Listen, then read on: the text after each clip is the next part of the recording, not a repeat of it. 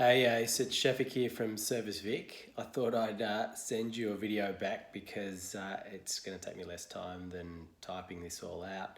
But in response to your dilemma, I guess there's a lot to unpack from my perspective and probably the perspective of Service Vic.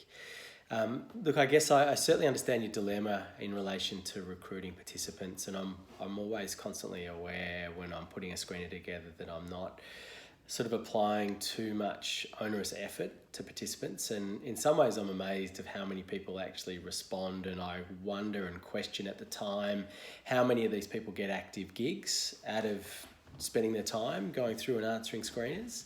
So look, also I'd say that when I've got a project that I really do require a quick turnaround, or they might be difficult participants to get a hold of, or whatever it is, I'd be more than willing and have been more than willing upfront to demonstrate what my screeners are to participants.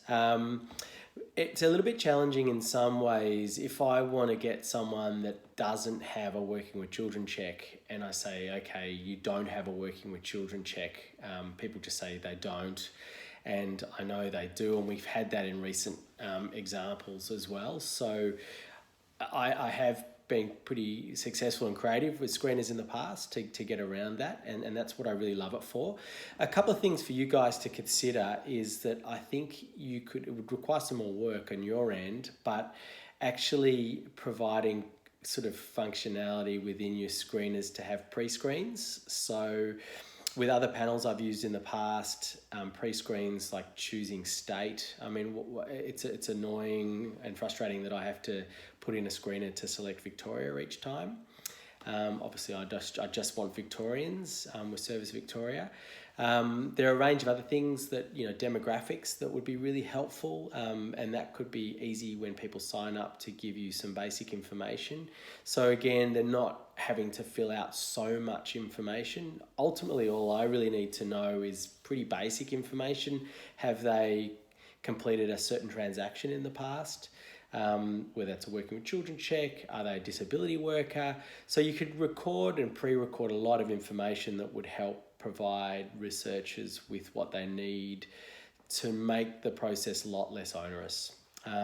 There are some situations where I would be certainly open to have them prove whether they fulfill my criteria, but there are just simply others where it'd be impossible to prove and they could really lie. It'd be impossible for me to prove that they didn't have a working with children check unless I went into the database with working with children. So, pros and cons. Again, I would weigh it up with the strengths and weaknesses of each approach. Sometimes I'd be happy to relax it.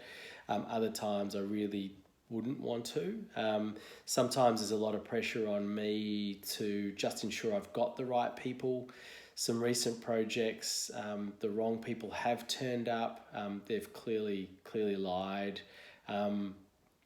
So that's really hard. I mean, a simple one too is that the Working with Children check project I ran recently, we ran the same project twice. One was for Qual, which was a moderated round of sessions, and one was supposedly a mini quant with only 10 participants.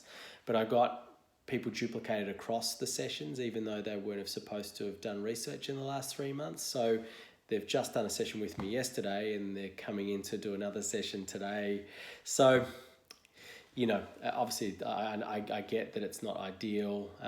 There's some filters that aren't working in the background, but they're just some different food for thought. So answer is, in a nutshell, yes, in certain circumstances I would be up for telling them in advance what I'm after and getting them to provide proof. Other scenarios, it just won't work. I'm happy to work with you guys to come up with the best case scenario, but I think a bit more development around your screener to ensure that we're not asking questions that are just simple and obvious. And so my eight question screener could be a two question screener, which makes it a lot less effort for your participants. So hopefully that helps. Happy to chat about it with you guys further, weigh up some of the pros and cons. And look, I've been advocating your services internally. love to see you keep growing and improving. And yeah, I'm happy to chat some more. Cheers.